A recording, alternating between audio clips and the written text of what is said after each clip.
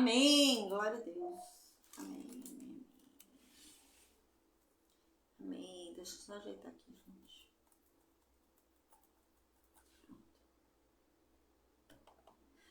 Que a paz do nosso Senhor Jesus Cristo esteja conosco, amém. Pessoal do Facebook, do Instagram, do YouTube, pessoal do Meet, a Isabelle, a Maria, amém. Pessoal que vai acompanhar aí pelos grupos de WhatsApp, pelo áudio, amém. Deus nos abençoe e nos guarde em nome de Jesus. Que Deus venha se revelar a cada um de nós, amém, né? Através da palavra dele, e que a palavra dele venha nos convencer, né? Dos nossos pecados, nos levar ao verdadeiro arrependimento, a verdadeira transformação, né? Em nome de Jesus, amém. Venhamos a andar em obediência, em nome de Jesus, amém. Hoje a gente vai ler o capítulo 2 do livro de Joel, né? A gente vai ler do versículo 18 até o versículo 32, tá? A gente tinha lido ontem até o versículo 17 e hoje a gente vai ler do versículo 18 até o versículo 32. É a resposta de Deus. Ontem a gente lembra que qual é o contexto aqui que a gente está vendo, né? Falta pouquinho tempo para Nabucodonosor. A gente lembra que Jeremias pregou, né? E Jesus escondeu Baruque, né? Porque os dois iam ser mortos se fossem encontrados. E nesse período onde eles ficam escondidos, o profeta Joel prega e Abacuque também, tá bom? Então, Joel, ele prega, é o último aviso que ele dá, tá? Então, ele vem como o último alerta, o último aviso, é a última chance. E é assim mesmo que Joel fala, né? Então, no capítulo 1 e no capítulo 2 do livro de Joel, Joel vem como, essa é a última chance que Deus está dando. É a última chance. Então, se vocês se arrependerem verdadeiramente, ainda há tempo. Deus ainda pode salvar vocês. Deus ainda pode libertar vocês e não permitir que vocês sejam levados cativos. Ainda há tempo. E é isso que Joel fica falando, tá? A gente lembra que no final do capítulo anterior, no capítulo 2, do versículo 1 até o versículo 17, Joel começa a falar o que esse povo tem que fazer, né? Porque a verdade é que esse povo não tinha problema com rituais. Eles eram ótimos em rituais religiosos, né? Eles eram ótimos, eles cumpriam os rituais religiosos, eles cumpriam ali os sacrifícios e as ofertas. E é essa questão que Joel vem falando, o mesmo que Jeremias já vinha falando. Joel vem vindo no mesmo sentido.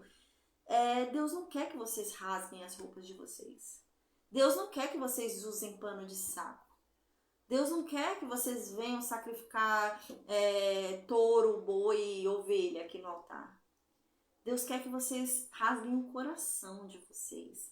Deus quer que vocês o ouçam verdadeiramente, se arrependam, mudem de atitude, né?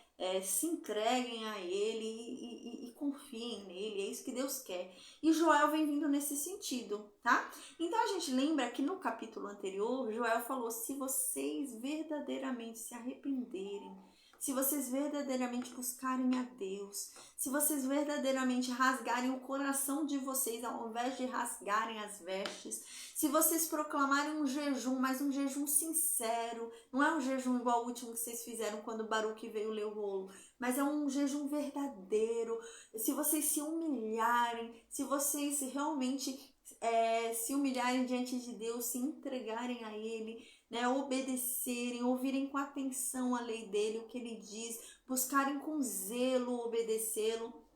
Se vocês fizerem tudo isso, aí a gente lembra que no capítulo anterior, Baruque falou, talvez assim Deus se arrependa e Deus mude de ideia e não entregue vocês para a Babilônia. Talvez assim. E agora, no versículo 18 até o versículo 32, Deus responde o que Baruque havia falado. Baruque não, o que Joel havia falado. Deus responde. E Deus fala, não, se eles fizerem isso, eu vou mudar sim, eu vou salvar eles. Então Deus diz, não, ainda há uma chance. Ainda tem mais uma chance. Eu ainda aceito eles, dou mais uma chance para eles, tá? E essa é a última chance, gente. Hoje a gente está estudando a última chance. Por isso que eu falei, está muito perto de Nabucodonosor invadir a terra de Judá, não vai ter mais chance. Deus não vai mais pregar sobre arrependimento. Essa é a última. A última pregação antes da invasão de Nabucodonosor, a última pregação sobre arrependimento é essa. Depois, Deus não vai falar mais sobre arrependimento. Deus depois vai falar sobre o castigo. Quando Abacuque começa a falar, Abacuque, o conflito de Abacuque é esse, né? Porque já há uma sentença. Abacuque já entendeu, não tem mais jeito, a gente vai ser levado. Não tem mais jeito, vamos ser castigados. E essa é a questão de Abacuque. A gente vai começar o livro de Abacuque amanhã. Abacuque, a questão é essa. Abacuque entra num conflito interno e Abacuque fala, como que pode Deus usar para punir a gente uma nação tão cruel quanto a Babilônia? Como que Deus pode usar uma pessoa ímpia, uma pessoa tão cruel para disciplinar a gente? Como que Deus pode fazer isso? Por quê? Por que Deus vai usar essa nação para humilhar a gente, para castigar a gente, né? E essa é a questão de Abacuque, né? Quando o Abacuque entra para pregar, para falar, Abacuque é mais no sentido de uma reflexão. Ele entendeu, tá bom, não tem mais para onde correr, não tem mais jeito, a gente vai ser levado cativo. O que Deus falou que ia acontecer, vai acontecer. Mas por que a Babilônia? Por que essa nação tão cruel? Por que essa nação tão ruim? Por que Deus vai usar eles? Eles não merecem ser usados. E é isso que é o problema de Abacuque, tá? Então hoje é a última tentativa. Hoje é a última tentativa, assim, de arrependimento. Então vem o juízo, tá? E a gente vai falar agora sobre isso. No versículo 18 até o versículo 32, a gente percebe isso, que o problema não eram os rituais. E é exatamente isso que o Joel e Jeremias falam. Gente, não basta só cumprir a lei. Não basta só obedecer, não basta só crer. É preciso mais, é preciso ter um coração alegre em fazer isso, né? A paz e Adne, seja bem-vinda. É preciso ter um coração sincero, um coração disposto, né? Para cumprir tudo. Não basta só obedecer, né? Há mais do que obedecer. E é isso que a gente vai ver hoje, tá bom? Então é bem interessante a nossa aula de hoje. E nossa aula de hoje, gente, esse capítulo específico, ele é muito mencionado lá no Novo Testamento, tá? Então, o próprio apóstolo Pedro, né, lá em Atos 2, ele fala, hoje está se cumprindo o que Joel disse. Hoje começa a se cumprir, né? Não está se cumprindo completamente, mas começa a se cumprir o que o Joel falou, porque o Espírito de Deus é derramado sobre o povo. E hoje a gente vai falar isso, gente. Joel aqui, nesse capítulo, ele fala que Deus promete que se tudo isso for feito, Deus derramaria o seu Espírito sobre todo o povo, sem distinção, sobre qualquer um que verdadeiramente o buscar, que verdadeiramente se arrepender, que verdadeiramente se converter, que verdadeiramente, né, se entregar a Ele. E é isso. Hoje a gente vai falar sobre o Espírito Santo. É bem legal a aula de hoje. A gente vai falar sobre a função do Espírito Santo. E Joel fala sobre isso. É bem legal, gente. Bem interessante. Então eu vou orar agora e a gente vai começar a estudar aí versículo 18 até o versículo 32 do segundo capítulo do livro de Joel, tá bom? Amém. Deus, obrigada, Senhor. Obrigada por mais um dia. Obrigada pelo teu amor, pela tua graça, pela tua misericórdia, Pai. Obrigada. Deus, perdoa, Pai, perdoa os nossos pecados, perdoa as nossas fraquezas, Senhor. Deus, eu reconheço, Pai, nós reconhecemos que nós somos falhos, nós reconhecemos que nós somos pecadores, nós reconhecemos a nossa imundície, Pai, porque nós somos falhos, Deus. O bem que a gente quer fazer, a gente não consegue e é tão natural fazer o mal, Deus, nos perdoa. Nos perdoa pelo mal inconsciente, pelo mal involuntário que cometemos, Pai. Perdoa pela nossa boca, porque pecamos através dela. Deus, perdoa os nossos pensamentos, porque temos pensamentos ruins, Deus, e acabamos pecando pelo pensamento. Nos perdoa pelo desejo que não deveríamos ter tido, Pai. Nos perdoa, Pai, porque nós somos falhos. Nós precisamos de Ti, nós reconhecemos a nossa miserabilidade. E o Senhor diz, Pai, que o Senhor se compadece de nós e que o Senhor, meu Deus, ouve o nosso clamor, porque o Senhor se lembra do que nós fomos feitos. Nós somos apenas pó, Deus. Então, que em nome de Jesus, que o Senhor se compadeça de cada um de nós e derrame sobre nós da tua misericórdia, da tua graça e da tua benignidade. Perdoa os nossos pecados, Deus, em nome de Jesus. Afasta de nós a tua ira, Senhor. Que o Senhor estique para conosco a tua paciência. Que o Senhor nos conduza, Pai, nessa jornada para que venhamos a ser agradáveis ao teu paladar. Nos ensina a obediência, Pai, em nome de Jesus, Senhor. Nos ensina a tua palavra para que venhamos a entender o que é certo e o que é errado e que venhamos a andar em retidão, Senhor. Que venhamos, meu Deus, a ser exemplo nessa terra, que não venhamos a jamais desonrá-lo, que venhamos a honrar o teu nome, Pai, que venhamos a ser a Bíblia viva que as pessoas lerão. Em o nome de Jesus nos ajuda, Deus. Porque tudo que é bom vem de ti, Senhor. Por mais que tentemos praticar o bem, nós não conseguimos pela natureza desse corpo que ainda está aqui conosco, por essa carne que clama pelo pecado. Então Deus nos ajuda, porque só tu podes. O teu Santo Espírito nos purifica, nos santifica e nos ensina a obediência.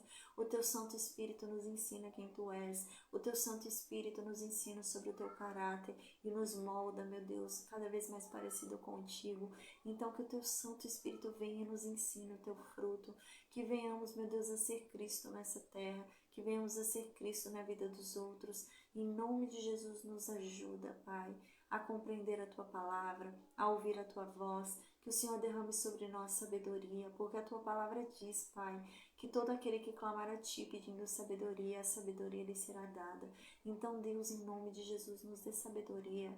Nos dê sabedoria para compreender a Tua palavra, para entender a Tua lei, para entender os Teus tributos, os Teus mandamentos, Senhor. Nos dê sabedoria para compreendermos quem Tu és, para compreendermos quem nós somos através de Ti, a identidade que o Senhor nos deu, Pai, em nome de Jesus, que não venhamos a ser confundidos pelas mentiras de Satanás, que não venhamos, meu Deus, a cair nas mentiras de falsos profetas, de falsos mestres, que não venhamos a ser enganados pela falsa doutrina, mas que venhamos a ser transformados pela Tua verdade, que venhamos a ouvir a Tua disciplina, aprender com ela, meu Deus, e ser convertidos através dela. Que o Senhor venha, meu Deus, com toda a Tua benignidade, com todo o Teu amor, com toda a Tua paciência, Pai, em nome de Jesus, nos moldando, nos ensinando, Pai, em nome de Jesus, amém. Deus, que o Senhor supra todas as nossas necessidades e que a Tua palavra penetre em cada um de nós, Pai, que venhamos a ser sensíveis à Tua voz, sensíveis à Tua palavra e que ela venha sobre cada um de nós, nos levando ao verdadeiro arrependimento, a verdadeira transformação, que venhamos, meu Deus, a andar em novidade de atitude, que venhamos a ser diferentes do que éramos antes, meu Deus, que venhamos a ser cada vez mais parecido com Cristo, que venhamos a buscar cada vez mais, meu Deus, a perfeição que o Senhor nos dá através da obediência, Senhor.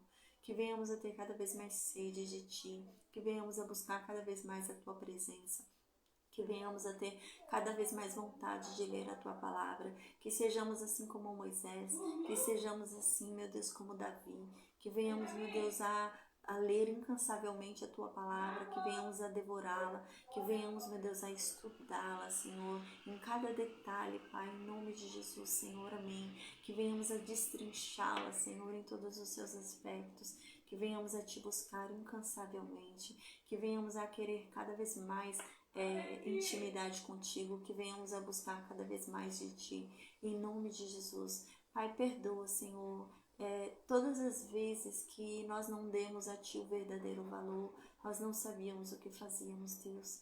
Perdoa as vezes que nos cansamos em ouvir a Tua voz, nos perdoa todas as vezes que abrimos a Bíblia e nos cansamos de ler, perdoa todas as vezes que nós o ofendemos, Deus, nós não sabíamos o que fazíamos.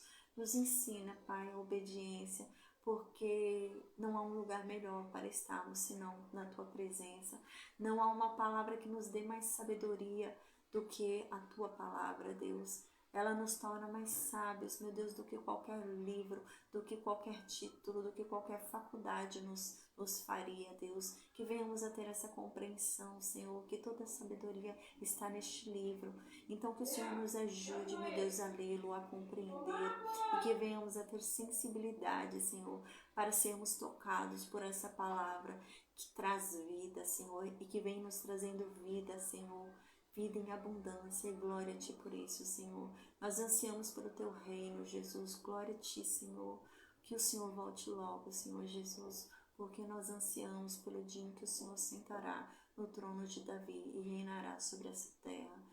Deus, em nome de Jesus, Senhor, nos guie. Que o Senhor venha conosco nessa jornada de mãos dadas, que o Senhor nos carregue no colo, que o Senhor, meu Deus, nos ilumine o caminho. Porque se o Senhor vier conosco, Deus, nós não teremos medo de nada, Senhor. Ainda, meu Deus, que andemos pelo vale da sombra da morte, mal nenhum nós temeremos, porque o Senhor está conosco, Deus. O Senhor é a nossa fortaleza, o Senhor é o nosso escudo, Deus. Se Deus é por nós, quem será contra nós? Deus, nós não tememos a nada neste mundo.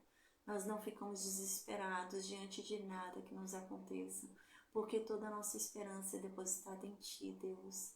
Não somos daqueles que confiam em carros, não somos daqueles que confiam em pessoas, não somos daqueles que confiam em medicina, não somos daqueles que confiam no que é terreno, mas nós confiamos somente em Ti, Deus.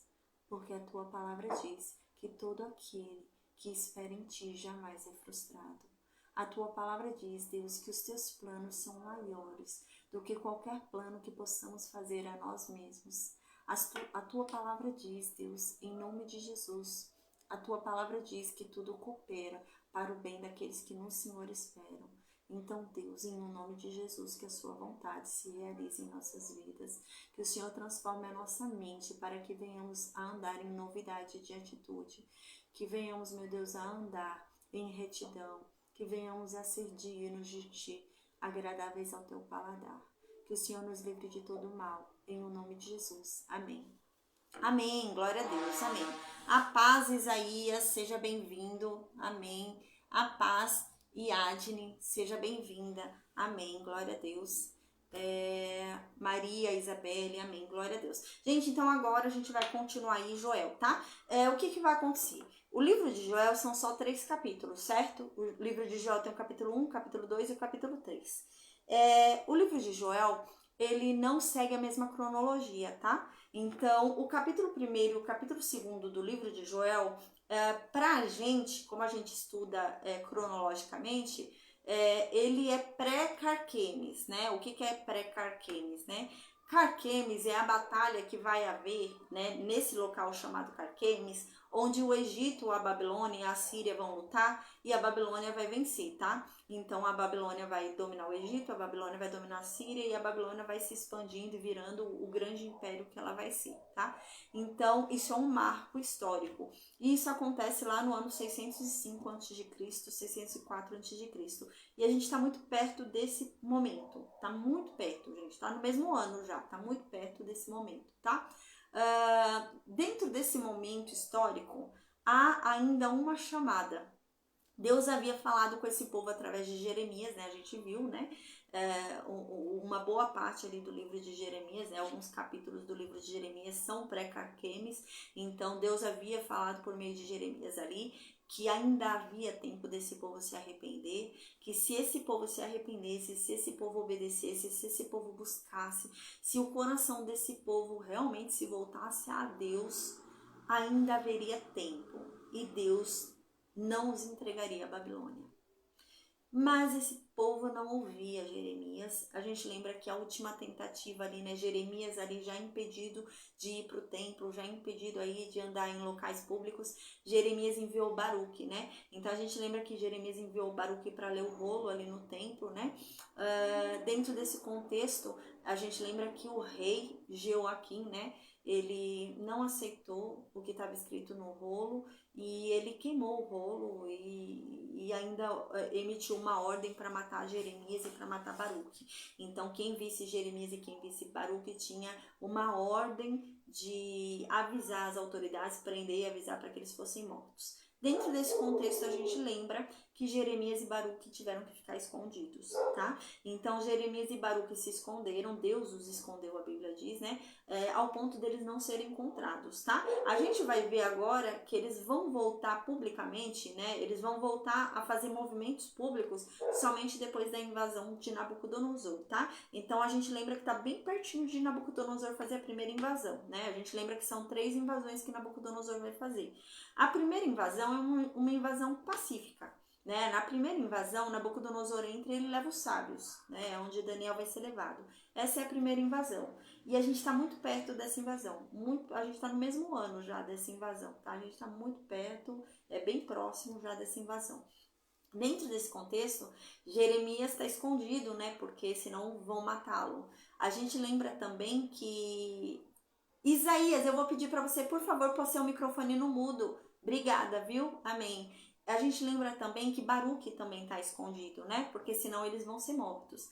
Dentro desse contexto, Deus levanta uma outra pessoa para pregar ainda o último aviso, né? Então a gente lembra que aqui está sendo dada a oportunidade para esse povo, ainda há uma chance. E essa é a questão que o Joel fala. Ainda há tempo, mas é o último aviso.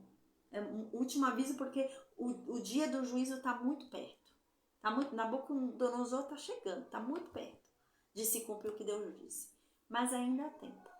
E a gente está dentro desse período aí, onde Joel começa a pregar, já que Jeremias está escondido, Baruque está escondido.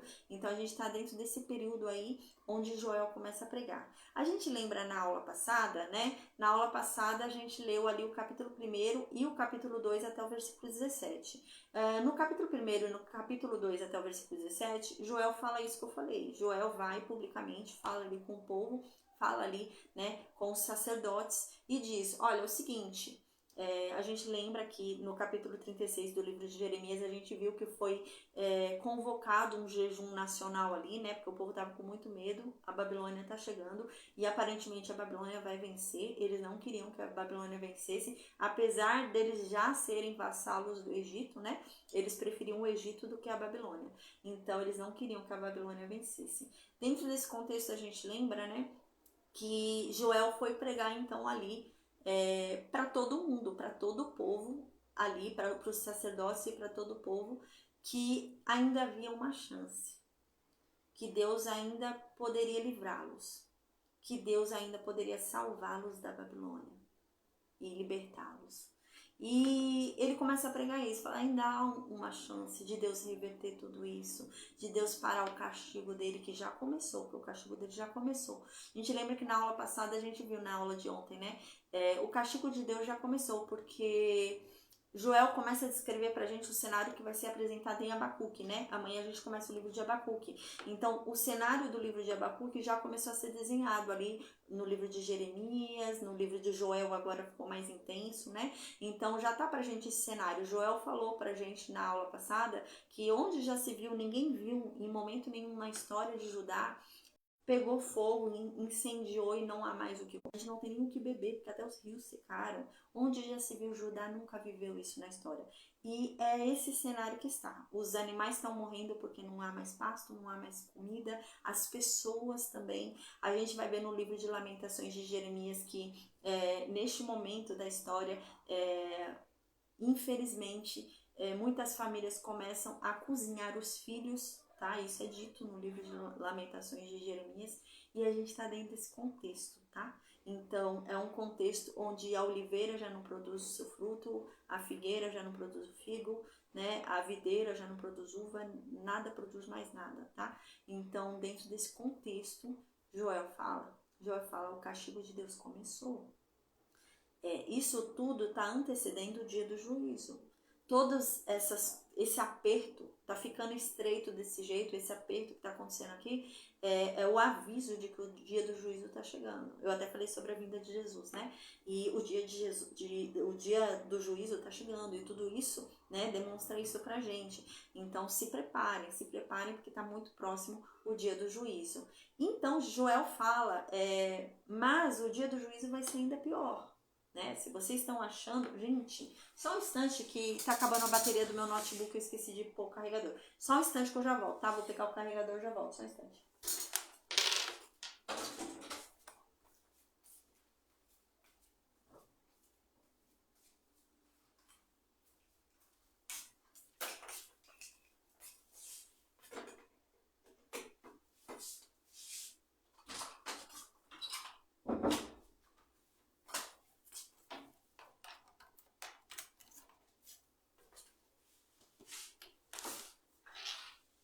Pronto, gente, desculpa.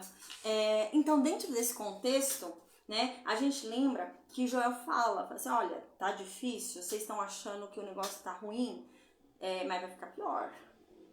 Se vocês não forem salvos, o negócio vai ficar pior. Então, ainda há chance, ainda há tempo de vocês serem salvos. Então, Joel começa a pregar no capítulo 2. O que eles precisam fazer para ser salvos, né? Então, no capítulo 2, do versículo 1 até o versículo 17, Joel começa a pregar. O que vocês têm que fazer é, em vez de rasgar as roupas de vocês, é rasgar o coração de vocês. O que vocês têm que fazer, né, é buscar a Deus verdadeiramente, obedecê-lo verdadeiramente, né? O que vocês têm que fazer é, em vez de ficar ofertando animais nesse altar, é obediência. Deus nunca pediu sacrifícios, Deus quer obediência. Obedeçam Ele, mas de coração disposto. Não é obedecer porque é um fardo. Não, obedeçam com o coração disposto. E Joel vem pregando isso. E Joel fala, gente, se vocês fizerem tudo isso, se arrependerem verdadeiramente, até convoquem um jejum nacional como vocês fizeram lá em Jeremias 36, né? Até façam, mas façam com sinceridade, façam com o coração disposto, com o intuito de obedecer, com o intuito de continuar em obediência e cumprir a lei, em ter prazer em lê-la, em prazer em segui-la, né? Então, Joel vem falando isso e Joel, no final do capítulo, a gente lembra que Joel fala, talvez assim Deus se compadeça e Deus salve vocês. E assim a gente terminou a aula de ontem. Então agora, do versículo 18 até o versículo 32, vem a resposta de Deus, tá bom? Porque lembra, a gente acabou com uma dúvida na aula de ontem, né? Porque Joel fala, talvez assim Deus se compadeça e salve vocês. E agora Deus responde que se compadece sim. Se eles fizerem isso, Deus os salva. E é agora isso que a gente vai ver, tá bom? Então, no versículo 18, diz assim, Deus encheu-se de zelo por sua terra e teve piedade do seu povo. Gente, isso não aconteceu porque eles não vão ser salvos, tá? Mas aqui, Joel fala num sentido profético, como se eles fazem isso, vão ter isso, entendeu? É nesse sentido. Então, observando-se um cenário onde eles cumpriram o que Joel disse, então Deus se encheu de compaixão. Então Deus teve piedade do povo, tá? Mas não aconteceu, tá? Isso não aconteceu por quê? Porque o povo não se arrependeu. O povo não buscou a Deus. O povo não se humilhou. O povo rasgava as vestes, mas não rasgava o coração para Deus, tá? Então isso não aconteceu. Mas aqui o sentido do profeta é dizer que é isso que vai acontecer. Se eles se arrependerem, se eles se humilharem, eles vão ter isso daqui, tá bom? É nesse sentido. Mas isso não aconteceu. Era uma frase no sentido se eles tivessem feito. Eles não fizeram. Então não vai acontecer, tá bom? Deus não vai se compadecer deles. Então aqui no versículo 19 diz, Deus respondeu e disse ao seu povo, né? Então aqui ele começa a descrever como se o povo tivesse se arrependido, como se o povo tivesse rasgado o coração, como se o povo tivesse buscado a Deus, como se o povo tivesse obedecido a Deus. Então Deus agora vai começar a restituir tudo, tá bom? Então é nesse sentido. E Joel começa a descrever a cena como se ele tivesse visto o povo lamentando, o povo se arrependendo, o povo se convertendo, e agora ele começa a ver os frutos desse arrependimento e dessa conversão. E ele diz, então o povo se arrependeu, então eis que Deus disse para esse povo que se arrependeu, eu vou dar para vocês trigo de novo. Lembra que não havia mais trigo? Né? Eu comecei a aula de hoje explicando isso. Vieram 4 pragas, além da grande seca, né? A gente lembra que lá o livro de Jeremias já vinha falando pra gente sobre uma grande seca, né? Foi anunciado pra gente, se eu não me engano, era em Jeremias 14, né? Começa a falar sobre uma grande seca que estava havendo ali. Mas isso vai piorar. Então, no livro de Joel, além da grande seca que estava havendo, né, da diminuição ali da agricultura, ainda vieram pragas, né? Então, já tinha pouca agricultura, já tinha pouca coisa ali produzida pela terra. O pouco que se tinha foi devorado pelos gafanhotos, né? E eram 4 pragas de gafanhotos que vieram. E o que foi estocado, o que o povo tinha colhido e tinha estocado em suas casas, nos armazéns, apodreceu, tá? Então era essa situação em que o povo se encontrava. Só que Deus está prometendo aqui, se vocês se arrependerem verdadeiramente, se vocês rasgarem o coração para mim, se vocês crerem verdadeiramente e me obedecerem, buscarem conhecer quem eu sou e terem zelo pela minha palavra, eu vou enviar trigo para vocês. Vocês vão ter trigo. Eu vou dar vinho para vocês. A gente lembra que Joel falou isso na aula passada, né? Vocês bêbados aí, que amam beber um vinho até cair, chora agora porque não tem mais uva. Não vai fazer mais vinho, porque não tem uva. Então chora agora, né? Mas agora a gente lembra também, né? A oliveira já não produz mais azeitona, né? Mas agora ele diz, não, eu digo, Deus diz, eu vou enviar trigo de novo para vocês. Eu vou fazer a terra produzir uva de novo para vocês terem vinho. Eu vou fazer a oliveira produzir azeitona de novo para vocês terem azeite. Se vocês se arrependerem verdadeiramente, eu vou mudar o cenário de vocês. Ao ponto de saciar vocês. Vocês vão comer tanto, mais tanto, que vão se encher de tanto comer. Vocês não vão ter mais fome. Eu vou fazer vocês saírem dessa vergonha em que vocês se encontram. E nunca mais vocês vão ser envergonhados entre as nações. Eu vou afastar de vocês, se vocês se arrependerem verdadeiramente. Eu vou afastar de vocês aquele que vem do norte.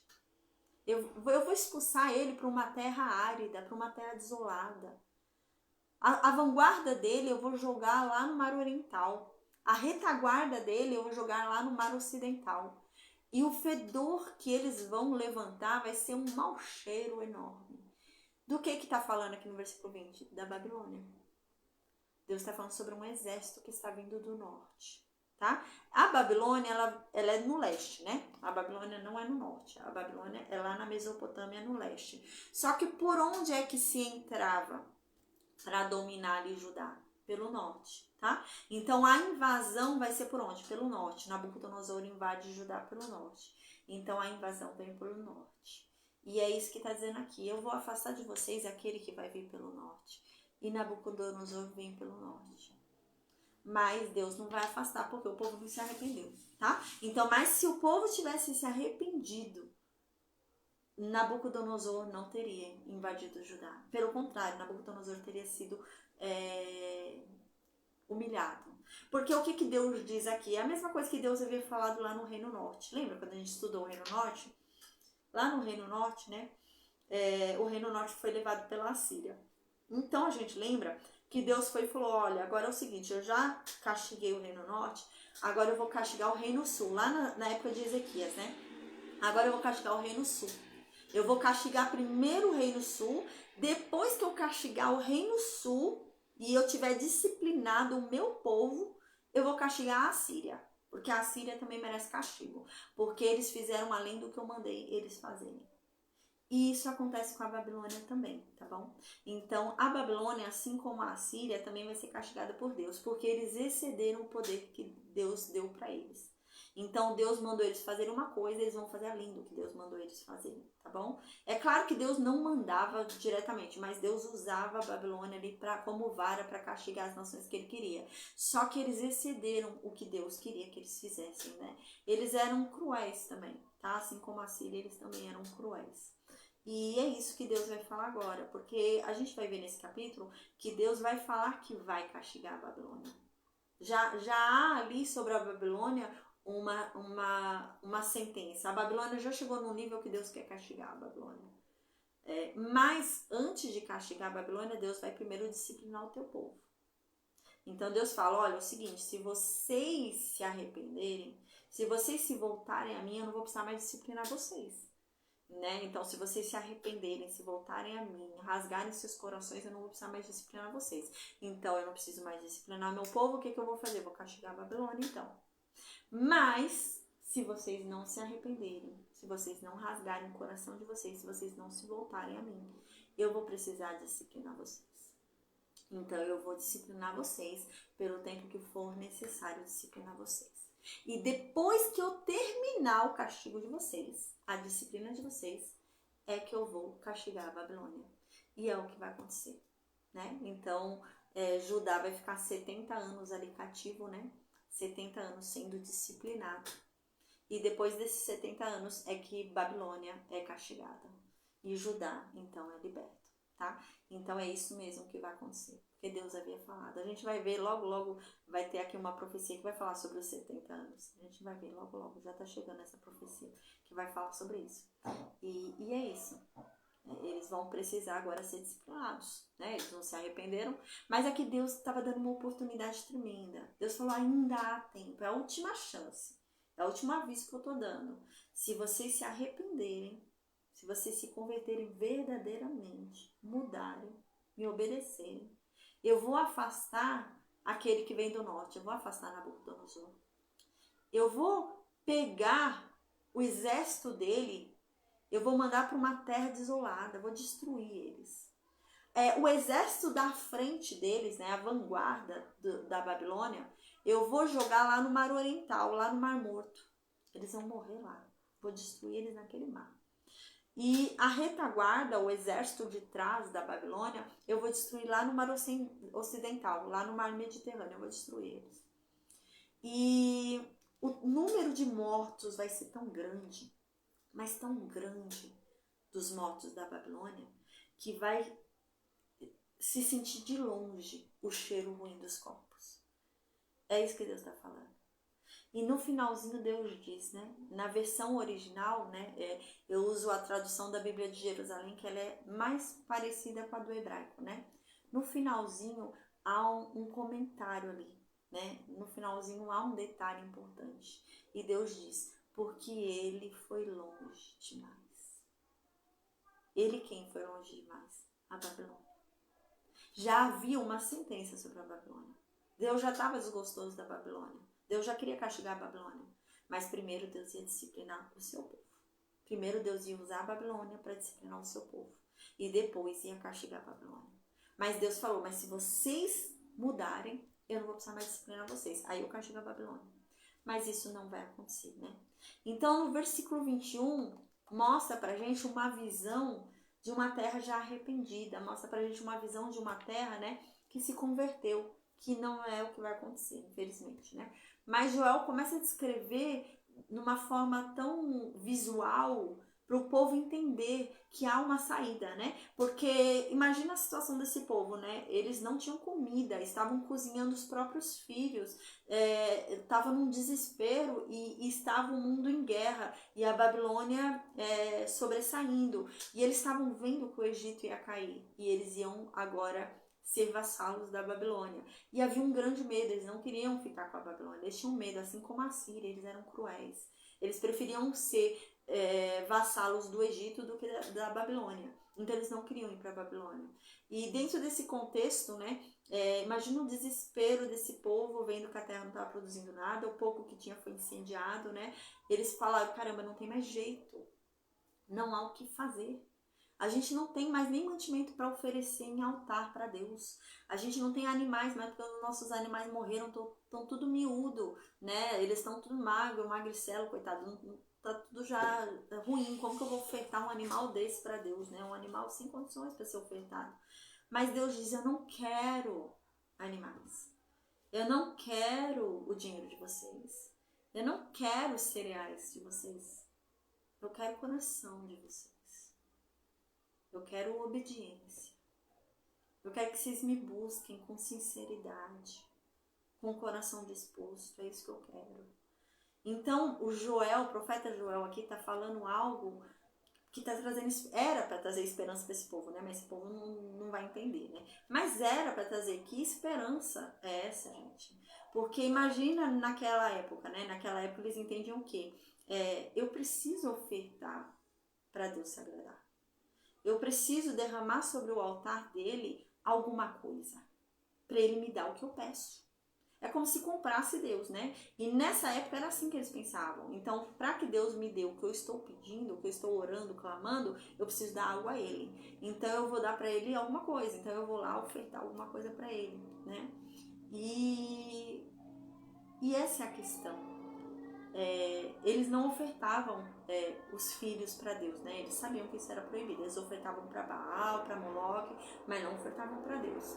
E eles queriam clamar a Deus. Por quê? Porque para eles Deus ali, né? Eles serviam outros deuses, mas Deus para eles era patriota, entendeu? Então ali era a terra daquele Deus. Então eles iam clamar para quem? Pela terra. Para o Deus de Israel. Eles não iam clamar para Baal. Pela terra, não. Eles clamavam a Baal pela chuva. Eles clamavam a Moloque pela chuva. Mas agora, pela terra, eles clamariam a Deus, o Deus de Abraão.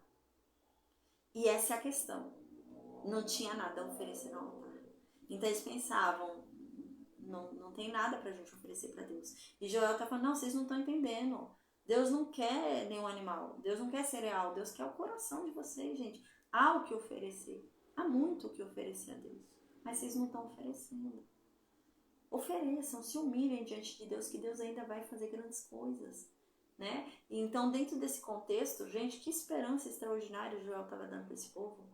E Joel ainda diz, né? Era um cenário que era impossível ser mudado. Imagina, uma terra onde tudo foi destruído pelo fogo, 4 pragas vieram de gafanhoto, há uma seca de anos ali rolando, a terra tá seca, que chega a estar rachada. E Joel fala, Deus diz que vai enviar trigo de novo para vocês. Deus diz que vai enviar uva de novo para vocês. Deus diz que vai fazer a oliveira produzir as azeitonas, a figueira produzir o figo, tudo vai voltar a funcionar aqui, de tal forma que vocês vão ficar saciados. Não haverá mais fome nessa terra. Gente, isso daí era uma esperança absoluta. Que esperança que esse homem estava dando para esse povo. Mas ninguém vai dar bola. É um coração muito duro, né? Ninguém vai ligar pro que ele tá falando. Então, aqui no versículo 21, Joel começa a descrever visualmente o que vai acontecer se esse povo ouvir ele, se esse povo se converter, gente. É isso que eu tô vendo, é isso que vai ser. E ele começa a descrever. Ele começa a descrever, não tenha medo, terra. Pelo contrário, fica alegre. Porque Deus vai fazer grandes coisas. A terra, né, tava com medo, a terra tava ressequida ali, não produzia mais nada, né, houve incêndios e tal. E então Deus vem e fala, terra, não precisa mais ter medo, porque agora Deus vai fazer grandes coisas. Você vai produzir como nunca.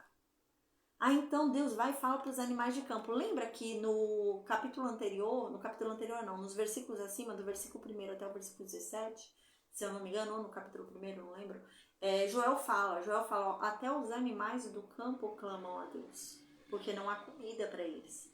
Até a natureza chora, até a terra está com medo. E agora Deus fala com eles, né? Deus começa falando com eles para a terra. Não precisa ter medo, terra. Deus vai fazer grandes coisas. Agora no versículo 22, Deus fala com os animais. Não tenham medo, animais, né? Porque eles estavam com medo, que Joel falou. Porque os pastos voltarão a ficar verdes. A gente lembra aqui, né, no capítulo 1 e no capítulo 2 até o versículo 17, Joel falou que não havia mais pasto verde.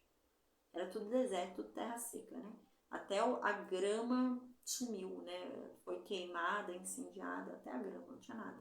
Mas aqui Deus fala, não se preocupem, porque voltará a haver pastos verdes nesse lugar. Sim, eu vou fazer com que a árvore tenha fruto novamente. Eu vou fazer com que a figueira tenha figo novamente. Eu farei com que a vide produza uvas de novo. Não tenha medo. Vê como começa a desenhar o cenário de Abacuque, né? Então era assim, a figueira não estava produzindo seu fruto, a videira não produzia seu fruto, a oliveira não produzia, a azeitona, nada estava produzindo nada ali, né? A macieira não produzia seu fruto, nada, nenhuma árvore produzia seu fruto. Mas aqui Deus faz uma promessa, eu vou fazer as árvores produzirem fruto novamente. Então no versículo 23, agora, Deus fala com o povo. Deus falou com a terra no 21, Deus falou com os animais no 22 e Deus agora vai falar com o povo no versículo 23. E ele diz, povo de Jerusalém, não precisa mais ficar triste. Fiquem alegres. Esse cenário seria se eles tivessem se arrependido. Não vai acontecer, tá? Mas se eles tivessem se arrependido, seria esse cenário. Então aqui Joel diz, e vocês, filhos de Sião? E vocês, povo de Jerusalém? Fiquem alegres. Fiquem muito alegres com o Deus de vocês, porque Ele deu chuva. Lembra? Há uma seca de anos aqui. E aqui Joel fala, Ele vai fazer chover de novo. Se vocês se arrependerem verdadeiramente e buscá-lo, a chuva vai voltar. conforme a justiça, ele fez cair chuva sobre vocês. Você vê que só é justo a chuva cair sobre esse povo se houver arrependimento e conversão. Senão a justiça não vem. E a terra vai continuar em sequidão. A chuva de outono vem. A chuva de primavera vem. Ou seja, não é a chuvinha. Deus vai mandar a chuva regularmente de novo. Todas as chuvas ali para a produção da terra, né? De agricultura necessárias para a agricultura vão voltar. Aí no versículo 24, Joel fala, olha o que eu vejo. Se vocês obedecerem a Deus, se vocês se converterem, olha o que eu vejo. Eu vejo a terra cheia de trigo. Nossa, mas eu vejo que o vinho até transborda. Nossa, eu vejo o azeite novo. Ah, Deus diz, eu vou restituir todos os anos que a praga do gafanhoto devorou de vocês. O meu grande exército que eu enviei contra vocês mesmos. Mas eu restituo tudo que ele devorou, tudo que o incêndio levou, tudo que a seca destruiu. Eu restituo, se vocês voltarem para mim. Se vocês vierem com um coração sincero. Ah, vocês vão comer, no versículo 26 diz, vocês vão comer até vocês se fartarem. E então vocês vão louvar ao meu nome, diz Deus. Porque eu tratei vocês de uma forma maravilhosa. E vocês nunca mais terão vergonha. E então vocês saberão que eu estou no meio de vocês. Não há outro Deus além de mim. É a mim que vocês têm que clamar. Vocês nunca mais vão passar vergonha. Se vocês fizerem isso, né? O que eles não vão fazer, tá, gente? Nada disso eles vão fazer. Aí no versículo 22 diz, e depois disso, você vê que há uma condição aqui, depois disto.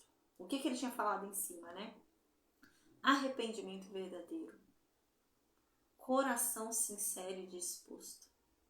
Restauração. Depois dessas coisas, aí sim, eu derramarei o meu espírito sobre toda a carne. Deus faz uma promessa aqui. Quando houver um arrependimento verdadeiro, quando vocês me buscarem com o coração sincero e crerem em mim verdadeiramente, eu vou derramar o meu espírito sobre toda a carne. Todo aquele que crê, todo aquele que se arrepender, todo aquele que vier com o coração disposto, vai receber o meu espírito. E então, neste dia, os filhos de vocês vão profetizar. As filhas de vocês vão profetizar. Os anciãos vão ter sonhos. Os jovens vão ter visões. Gente, isso daqui era algo absurdo de se ouvir nessa época. Por quê? Quem é que tinha todas essas coisas? Só profeta, gente.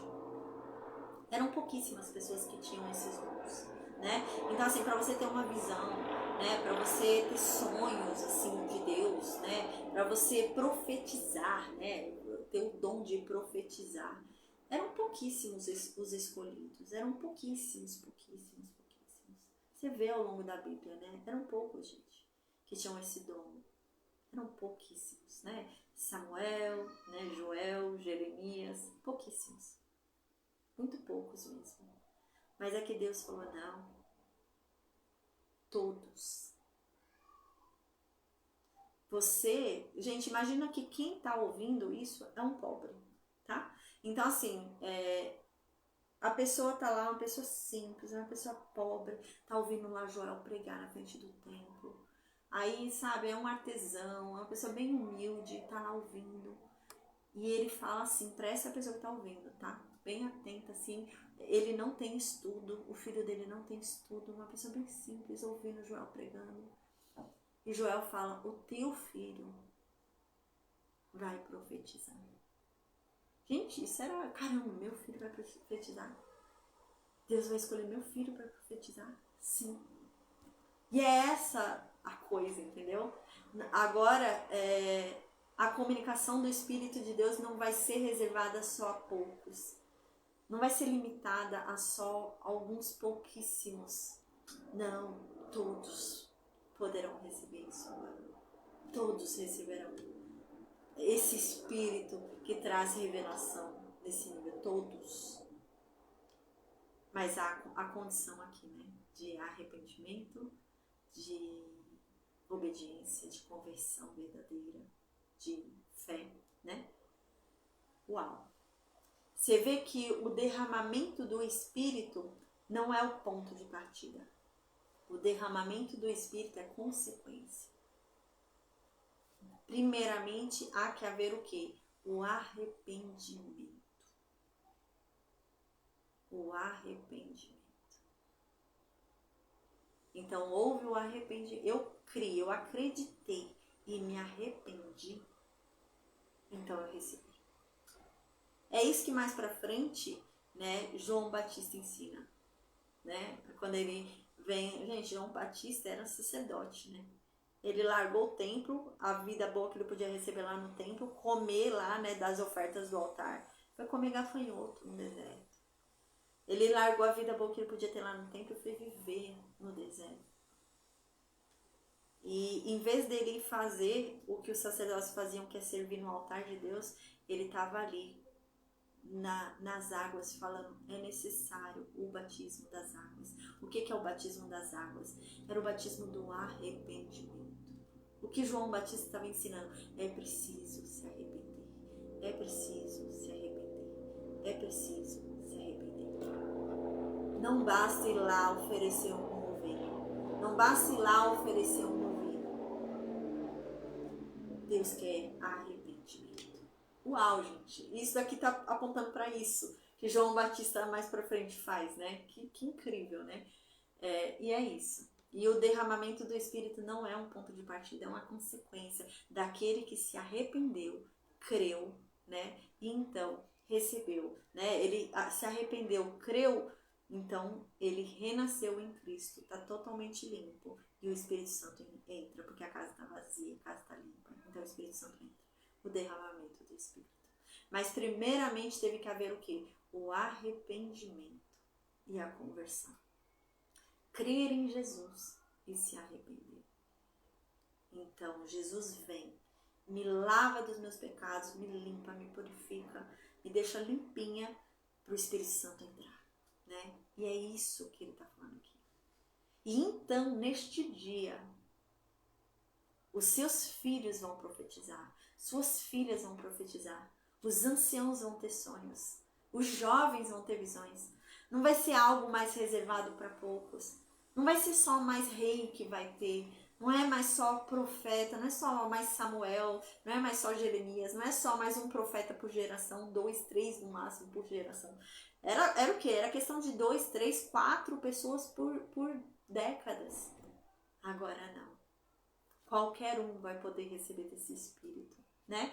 E lá no livro de Ezequiel, a gente vai estudar isso. Ezequiel, capítulo 36, versículo 26 e 27, continua falando sobre isso. A gente vai ver que a mensagem vai começar a se alinhar, tá? Jeremias vai falar sobre isso também, o Espírito de Deus vindo sobre o povo, mas é necessário que haja um novo coração. E a gente vai ver também Ezequiel falando sobre isso. O Espírito de Deus virá sobre o povo, mas é necessário haver, né, um coração novo, tá? É nesse sentido. Diz assim, Ezequiel 36, 26 e 27. Eu vou fazer só um resumão. Ezequiel diz assim: eu tirarei o coração de pedra de vocês e eu colocarei dentro de vocês o meu Espírito. Uau! Uau! A Bíblia vem ensinando a gente que o Espírito de Deus, né, o derramamento do Espírito, ele é consequência, ele não é o primeiro, né? Ele não é o princípio, ele não é o primeiro de tudo, ele é consequência do arrependimento e da conversão. Porém, a Bíblia deixa muito claro pra gente que o Espírito de Deus é quem nos capacita para a obediência. E é isso que a Bíblia vai mostrando pra gente. A gente vai começar a ver um desenho onde a lei falha. Os profetas começam a dizer isso. A gente está vendo isso agora. Jeremias está falando isso e Joel está falando isso. A lei sozinha falha. Porque a lei sozinha não é o bastante para mudar o coração de alguém. Esse povo cumpre rituais, mas não foi o suficiente para o coração deles se converter. Não é o bastante. Eles até acreditam em Deus. O problema deles não é fé, eles acreditam em Deus. Mas o problema deles é a obediência. Mas eles sozinhos, eles não estão conseguindo obedecer. É difícil obedecer. E ninguém vai conseguir. O único que consegue obedecer a lei é Jesus. Ninguém consegue. E é essa a questão. A Bíblia vem ensinando a gente que a lei é falha. Ninguém consegue cumprir a lei. Porque a lei não gera a obediência. Não ensina a obediência, né? O Espírito de Deus, ele vem para capacitar a gente a obedecer. Então, ele me capacita a obedecer. Então, o Espírito de Deus vai me ensinar a obedecer. É aquela coisa, o que antes podia ser um fardo, o Espírito de Deus vai me ensinar a obedecer com amor, com alegria. É o Espírito de Deus que faz isso. Ele capacita a obediência. E o Espírito de Deus, ele não vem pela obediência perfeita. A Bíblia vem ensinando isso pra gente. O Espírito de Deus não vem pela obediência perfeita. Ainda que eu tenha uma obediência perfeita, ainda que eu faça tudo certo, o Espírito de Deus só vem por um caminho: arrependimento e conversão. Se não houver arrependimento e conversão, e a única forma de conversão hoje é através de Cristo. Ele disse: eu sou o único caminho. Não há outro caminho. É só Ele. Cristo é o caminho, a verdade e a vida. Só Ele. Então a conversão é por onde? Por Ele. Então é necessário a conversão e o arrependimento. Aí o Espírito vem. Não é por obediência.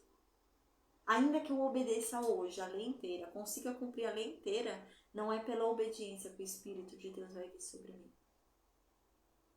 Mas é pela conversão e pelo arrependimento. E o Espírito de Deus vem sobre mim. E Ele vai me capacitar a obedecer a lei, que já não está mais fora de mim. Mas a lei agora vai estar dentro de mim. E é isso que a Bíblia vem ensinando a gente. Antigamente, a lei, né, era... imagina, gente, uma lei com mais de 630 ordens aí. E eles não era a facilidade que a gente tem hoje de ter livro na mão.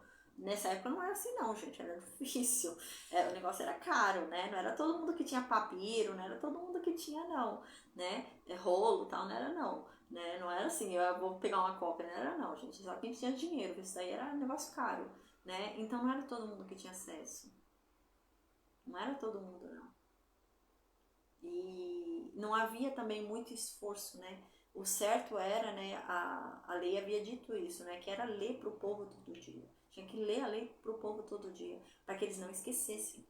Por quê? Porque eles não iam ter ali, né, para ler todo dia. Eles tinham que ouvir todo dia, e mesmo assim esquece, né? E eles deveriam prestar com a maior atenção, a maior atenção do mundo. A Bíblia diz isso, porque eles precisavam daquilo para viver.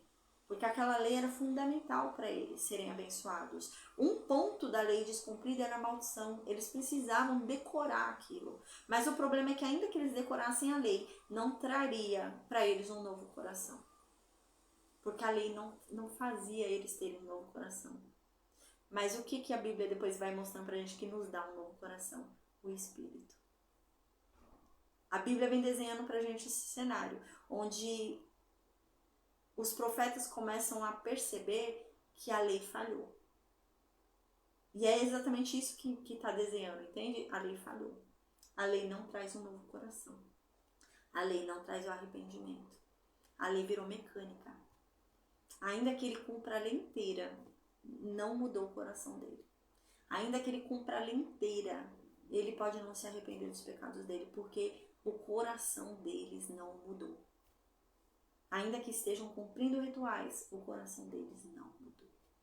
E é essa questão, né, que a Bíblia vem mostrando, né, que legal, né, que extraordinário. A paz, Daniel, que extraordinário, né, é esse o desenho que vem vindo pra gente, que a gente começa a ver, né, que vai tendo lógica, vai se encaixando, né, a Bíblia vai se fechando e se encaixando. E a lei não tá mudando o coração deles. Então, Deus aqui começa a preparar uma solução. Deus fala, não, mas eu ainda vou enviar o meu Espírito sobre cada um de vocês. E o meu Espírito vai capacitar vocês para a obediência. Meu Espírito vai dar um novo coração para vocês. né? Então, às vezes, quando no Novo Testamento a gente observa, né? Tem que amar o inimigo, né? Tem que perdoar como Cristo perdoou, né? Quando você for ofendido, né? Você não tem que... Porque antigamente qual era a lei, né? A aliança da lei falava isso, né? Olho por olho, dente por dente, né? Eu tomei um tapa na minha cara, eu tenho que dar um tapa na cara da pessoa. É olho por olho, dente por dente. A pessoa quebrou um dente meu, eu vou quebrar um dente da pessoa, né? E qual foi o intuito de Deus de pôr isso na aliança da lei? Não era para todo mundo sair se matando, né? Não era para crescer o ódio e a vingança. Era para que eu não fizesse com outro o que eu não quero que faça comigo. Então eu não vou bater na cara do outro porque eu não quero que bata na minha cara. Então se eu bater na cara dele eu vou precisar apanhar na minha cara, então eu não vou bater, porque eu não quero apanhar na cara, né? Era esse o intuito. Quando Deus escreveu, quando Deus falou, era nesse sentido de que, eu não vou fazer porque eu não quero que faça comigo, então não vou fazer. Mas não adiantou. O povo fazia mesmo assim, né? Então, o que cresceu? A vingança. Cresceu a raiva, a vingança. Eu vou me vingar, né? Por isso que Jesus fala. Então, Jesus fala, não ofereça outra face. Bateu? Não bata de novo. Oferece outra face. Não bate. Porque era esse o sentido. E as pessoas não entendiam, né? E é essa questão. A lei não conseguia trazer uma mudança de mente. A lei não conseguia trazer um novo coração. E essa falha começou a ser observada, né? Então aqui diz, não, Deus vai mandar um reforço aí. O Espírito de Deus vai capacitar vocês para que vocês obedeçam. Porque vocês sozinhos não conseguem obedecer. Não basta eu dar a lei para vocês, não basta eu dizer para vocês o que vocês têm que fazer. Mas o meu Espírito dentro de vocês vai ajudar vocês a me obedecer. O meu Espírito dentro de vocês vai dar para vocês um novo coração. Porque vocês não são bons. O próprio Senhor Jesus um dia disse isso, né? Chegou uma pessoa para ele no Novo Testamento, diz que chegou uma pessoa e falou, bom mestre. Ele falou, por que você está me chamando de bom? Bom só tem um. É o Pai que está no céu. Eu não sou bom. Jesus disse isso. Jesus disse isso. Quem somos nós para sermos bons, né? Se Jesus disse isso, meu Deus, né? E é essa questão. Essa questão. O nosso coração é mau, eu sou má, nós somos más, né? Então, como que eu vou alcançar o nível que Jesus pede de mim, que a Bíblia pede de mim, né? De amar o meu inimigo, de perdoar quem me machucou, de oferecer a outra face. Como eu vou chegar nesse nível? O Espírito Santo de Deus me dá um novo coração e me capacita para a obediência. Eu sozinha não consigo. Né? É esse sentido, né, que começa a ser desenhado pra gente. Que bonito, né? É isso que começa a ser desenhado, tá? Então, a partir desse momento, né, quando eles... Não é agora, né? Começa a se cumprir isso lá em Atos 2. E o próprio Pedro diz isso. Mas a partir desse momento onde o Espírito de Deus é derramado, né, o Espírito, a obediência, ela já não é mais uma condição, né? Porque até então a obediência era uma condição, porque a obediência era a condição da lei, né? Para eles serem abençoados, eles tinham que obedecer. A obediência já não é mais uma condição, a obediência é um fruto, a obediência é natural, entendeu? Não é mais imposição. Eu não obedeço porque eu tenho que decorar o que eu tenho que obedecer, eu não obedeço porque, meu Deus, eu tenho que obedecer. Não, é fruto, é natural. É natural. Eu obedeço porque é natural, porque dentro de mim há um Espírito Santo que me deu um novo coração. Dentro de mim há um Espírito Santo que me capacita a obedecer. Então a obediência é natural. Por isso que a Bíblia diz, né? Jesus Cristo foi aperfeiçoado através da obediência. Quanto mais eu obedeço, mais eu estou sendo aperfeiçoada. Né? Uau, que extraordinário, né? Lá em Atos 2, né, há o derramamento do Espírito, né, sobre todos. E o apóstolo Pedro diz isso. Hoje começa a se cumprir o que Joel disse, que é isso aqui, o derramamento do Espírito de Deus, onde os seus filhos e suas filhas profetizarão, os anciãos terão sonhos e os jovens terão visões, qualquer um. Né? É esse sentido, né? Não é que assim, somente os jovens, né? Somente os anciãos vão ter sonhos, os jovens não vão poder ter sonhos. Não é isso, né? Não é limitado, ele não está limitando. O que ele está querendo dizer é que qualquer um agora, né? Imagina esse povo nessa época ouvindo isso, né? Era muito difícil você ter acesso a Deus, eram pouquíssimos. Na época de Moisés, gente, Moisés teve quanto tempo com esse povo? Quem é que falava com Deus? Só Moisés. Ninguém mais falava com Deus, gente. Imagina, Moisés ficou 40 anos no deserto com esse povo. E os 40 anos, só Moisés falou com Deus. Não teve mais ninguém que falou com Deus. Só Moisés. E é isso que Joel está falando aqui. Não vai ser só Moisés, vai ser todo mundo. Qualquer um. Qualquer um. Basta crer, basta se arrepender, né? Basta converter, né? Ser convertido, crer, né? E seguir o único caminho. Então você vai receber o Espírito. E ele vai te capacitar para você obedecer a lei que agora estará escrita dentro de você. Você não vai ter mais esse problema de ter que decorar a lei.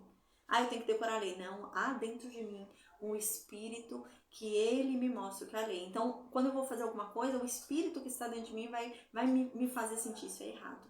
Eu vou falar, não vou fazer. Ah, isso é certo. O Espírito está me guiando. A lei está dentro de mim, né? Então, no versículo 29, Joel diz assim: mesmo sobre os escravos e sobre as escravas naqueles dias, derramarei o meu Espírito. Uau! O que são os escravos e as escravas? Eram pessoas totalmente desprezadas pela sociedade. Nessa época, imagina, nessa época, gente, um escravo e uma escrava era totalmente desprezado. E como que Deus ia usar um escravo ou uma escrava para profetizar? Ninguém ia ouvir, ninguém ia dar bola, né? Porque é um escravo, é uma escrava, ninguém ia dar bola. Né? Eram totalmente desprezados pela sociedade. Mas Joel aqui está falando, Deus vai usar qualquer um. Qualquer um. Pode ser o mais simples, o mais pobre, pode ser quem for, o mais desprezado pelo mundo. Se houver um arrependimento sincero e uma conversão genuína, o Espírito vai ser derramado sobre essa pessoa. E ela vai profetizar. Ela vai ter visões. E ela vai ter sonhos. Porque Deus vai usar qualquer um. E nessa época, gente, isso era uma loucura ouvir isso, né? Porque, Deus vai usar um escravo, né? Não, Deus vai usar um rico, Deus vai usar um nobre. Deus vai usar um, né, de uma família aí, né? Deus não vai usar um escravo. Não, Deus está falando, eu vou usar qualquer um. Quem eu quiser usar, eu vou usar. Desde que seja, né, meu verdadeiramente. Eu vou derramar meu Espírito. Então, no versículo 30, diz assim: eu colocarei nos céus sinais, e na terra sangue, fogo e colunas de fumaça. Agora, lembra que no capítulo 1 e no capítulo 2, Joel estava falando sobre o dia do juízo? Né? E eu falei sobre o Apocalipse, né? Porque a gente também vê, né? No Apocalipse também se cumpre. Gente, no Novo Testamento tem muitas passagens do Novo Testamento. Esse livro de Joel é tão pouco visto, né? Ele só tem 3 capítulos, mas, gente, no Novo Testamento há muito enquadramento do livro de Joel no Novo Testamento, e ele é até citado no Novo Testamento, o livro de Joel. É um livro importantíssimo, né? Então, o livro de Apocalipse também bate com o livro de Joel, né? Então, há muitos livros ali que batem com o que Joel diz aqui, viu? Muitos, tá? E nesse versículo 30, o que Joel está falando? Isso, né? Que vai vir sinais no céu, vai vir sinais na terra, vai ter sangue, vai ter fogo, vai ter colunas de fumaça. O sol vai se transformar em trevas, a lua vai se transformar em sangue, né? Antes que chegue o dia de Deus. O grande dia e terrível.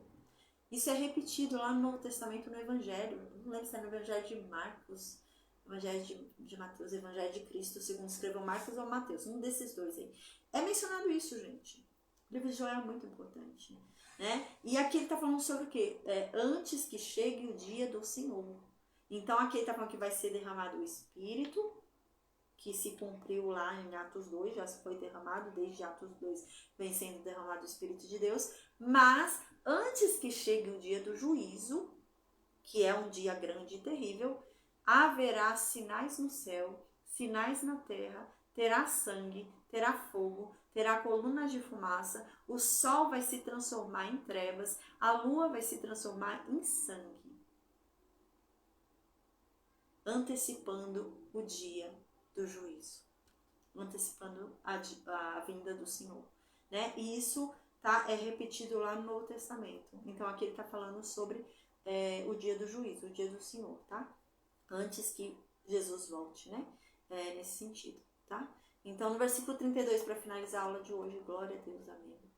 Então, todo aquele que invocar o nome de Deus será salvo, porque no Monte Sião haverá salvação, como Deus falou, e em Jerusalém, sobreviventes que Deus chama. Uau!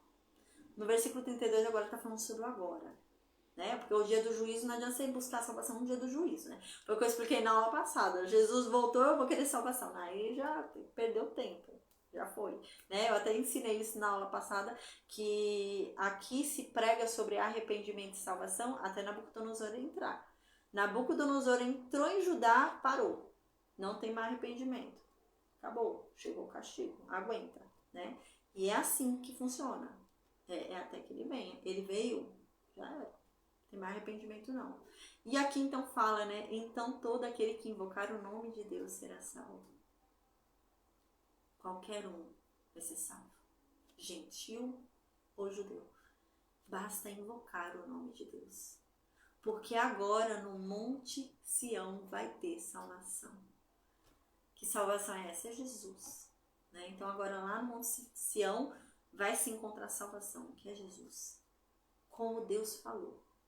E em Jerusalém haverá sobreviventes, que Deus chama, né? Então aqui está prevendo realmente os gentios, a convocação, né? Aquele que crer, né? Aquele que crer, se arrepender verdadeiramente será salvo, né? Receberá o Espírito de Deus, o Espírito de Deus capacitará essa pessoa para continuar em obediência, para seguir em obediência e aperfeiçoamento através da obediência, e então, né, dará um novo coração a essa pessoa, o Espírito de Deus, e assim ela vai seguir para ser salva, né? Uau, que extraordinário, né? Então, glória a Deus, gente. Deus abençoe. Amém. Em nome de Jesus. Amém. Espero que vocês tenham gostado da aula de hoje. Então, eu ia falar um negócio que acabei esquecendo. Falta Joel 3, certo? Né? A gente amanhã vai para Abacuque, tá? A gente amanhã vai começar Abacuque. Joel 3 é num outro tempo histórico, gente, tá? Então, Joel 1 e Joel 2 é pré-Carquemes, né? Como eu estava explicando no início da aula. Então, Joel capítulo 1 e Joel capítulo 2 é antes da invasão de Nabucodonosor, tá bom? Joel 3, Nabucodonosor já invadiu e destruiu Jerusalém, tá? Então, Joel 3, a linguagem é diferente. A linguagem já é a linguagem de destruição, já é a linguagem de exílio, tá? Então, Joel 3 a gente vai estudar bem mais pra frente. A gente vai estudar Joel 3 ali junto com Obadias, tá? A gente vai estudar Joel 3 junto com Obadias, ali com Ezequiel, tá? A gente vai estudar Joel 3 só, né? A gente vai estudar Joel 3 ali junto com Obadias, junto com Ezequiel, tá? Ali com a Babilônia, período da Babilônia, tá? A gente vai estudar aí. Então, a gente não vai ler Joel 3 por agora. Joel 3 vai demorar aí pra gente voltar, tá bom? Então, amanhã a gente começa Abacuque, tá? São 3 capítulos de Abacuque. Abacuque a gente vai finalizar, tá? São os 3 capítulos de Abacuque pré-Carquemes. Aí a gente depois aí volta pro livro de Jeremias, pra gente falar mais um pouquinho aí sobre Jeremias. Tem alguns capítulos que ele escreve sem ser público, tá? Jeremias tem muito disso, né? No livro de Jeremias, eu já expliquei para vocês, o livro de Jeremias ele não é cronológico, tanto que a gente vai voltar para o livro de Jeremias no capítulo 46, tá? Então a gente vai para o capítulo 46, capítulo 45, 47, 48 de Jeremias, né? Você vê que a gente, né, não é na ordem, vai para frente, vai para trás, né? A gente estudou Jeremias 14 a 20, depois foi para o 23, depois 35, 36, a gente agora vai para o 46, 45, 48, 47, 48, tá? Então a gente vai fazer essa dança aí no livro de Jeremias. Então o Egito cai, tá? Então o Egito caiu, Judá é invadida por Nabucodonosor. Então a gente tá aí nesse contexto aí, tá bom? Esses escritos aí de Jeremias são privados.